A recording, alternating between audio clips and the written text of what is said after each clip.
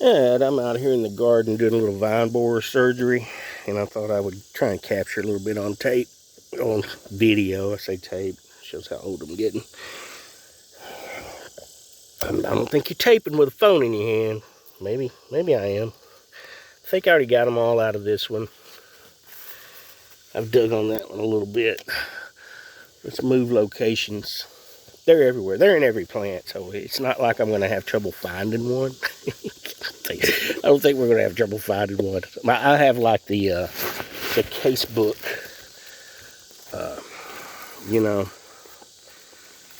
I would be the guy in the medical book with his dick falling off with gonorrhea. You know, not the guy with a couple little spots on his pecker. That's my situation. We're the textbook example of it, where they're literally like buzzing around my head out here. The adults are buzzing around out here while I'm trying to kill the worms inside of the stalk. And then I'll show you some seeds in a minute. So we got all phases of this shit. I mean, this is late in the summer. These plants are goners, basically. There's a few I'm trying to kind of get them to hang in there, but I'm not that worried about them now. This right here is a sign. The brown dookie looking stuff. It looks like wet sawdust. That's a good sign of them. Trying to find, here's a seed. There's two seeds together. And they're usually fastened to the plant. You can't just knock them off. They got like a little spider web thing, kind of fastens them to the plant and kind of holds them all together and everything. But that's seeds. So you got your seeds, you got your dookie. Now let's dig in here and see if we can't find a squirmer. Now I see some dookie here. Pretty heavy. Now if I was to just scoop this out of the way, I might be able to see his ass right down in here, because that's a lot of dookie, brother.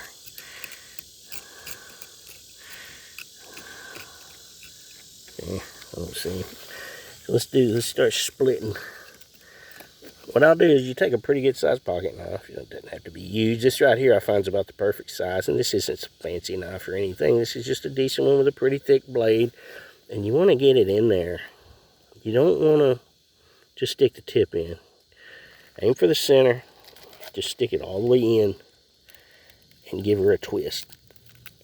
And you see why you need a pretty tough knife to do this.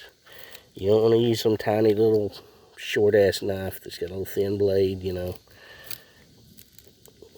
Need something that's got a little meat to it. I'm not seeing him. And I'll tend to find the dookie and I'll go this way towards the fresh part of the plant. That's what I'll tend to do. I seem to have pretty good luck doing that. Now watch me not be able to. Now I see some fresh dookie down here. If you see that right there, tip of my knife, I just scraped it off right there. There's some fresh dookie. So he's at least this far. He's at least this far. So I'm going to go ahead and just take this leaf off. Keep on splitting. I'm trying to get you a good shot of it as I do this. Now this ain't as easy to do with one hand. That's, you know, if I was dealing with some fresher plants, I'm not seeing his ass. He's in here. I know he's in here. Oh, wait a minute. I see him. I see him. Okay. Just for the sake of showing you, I'm going to doctor this one up pretty good. You don't usually want to cut across. You don't want to cut across. You just want to slice lengthways and keep digging. Now, I see his little freaking pointy ass head sticking out down in there. I don't know if you can see him down in there. I wish he'd wiggle. Might have already killed him, but he's in there. He's right there. I mean, let me try and get him to squirm. Yeah, that's his head. I see his damn head. I see your ass, brother. Come on now. There's no escape. Alright, you see him? Oh, there. Let's get him out of there. Come on out of there, man. Now he's wiggling. There he is. There he is. Come on, buddy. Alright, you get a good idea? Now, he's a tiny one. He's a little one. I would say he's a preteen. He's not even an adolescent. He's a little one. They'll get as big. I'm telling you right now, I've dug them out nearly as big as my pinky in the big mother stalk. But that's what they look like. Only larger. Or when they're in, I'll tell you this. I'll tell you the whole life cycle. I know all about these son bitches. Like I say, I got the case book. I got the case right here in my front yard. Your stalks right here. Your leaf stalk. If I can get the other damn leaves out of the way, get a goddamn shot of it. Your leaf stalk right here. That's where you'll see the eggs. They will go in the side of this. Tiny little hole. They'll hatch out of that egg, go in the side of this. A lot of times they'll come this way, and they will actually kill the leaf first. The leaf will get puny looking, and that's one of your first signs of vine borers. I'm trying to find one that's already got it. Like I say, I've got the textbook example, so I know I've got one. I know I've got one here somewhere. Of course, there's not one on this plant handy. But a lot of times you'll see some of that. You'll see it right here. Some of that dookie stuff. Some of that sawdusty dookie stuff. Or you'll see a brown spot on the side of your stalk. That'll be where it's killed the cell membranes and stuff, where it's punctured your stalk. But these stalks right here, like this one that's standing up good and straight right here, it's probably got water that deep in it. They hold moisture like crazy inside of these stalks. So what you can do is you can take a syringe and you can take some BT or some spinosad, and you can just go right here in the side of your stalk, take a syringe, poke it inside, squirt about, 10 drops in there. It'll go down in there and it'll set in the water that's in these stalks. And then when these son of a bitches get done killing the leaf here, they'll go back down this way to get to your main stalk, and that's when they'll hit that water with the bacterial poison in it. It's organic stuff. They'll hit that and it makes them shit their pants basically till they die. So that's your whole life cycles of these damn things, and ways to spot them and kill them and all that stuff. I'll throw one more thing in there, a little tip that I have discovered that I've dealt with this all summer. Ways I wanted to trellis, ways I wanted to kind of cover stuff, and dealing with the heat and dealing with this and dealing with that. What I did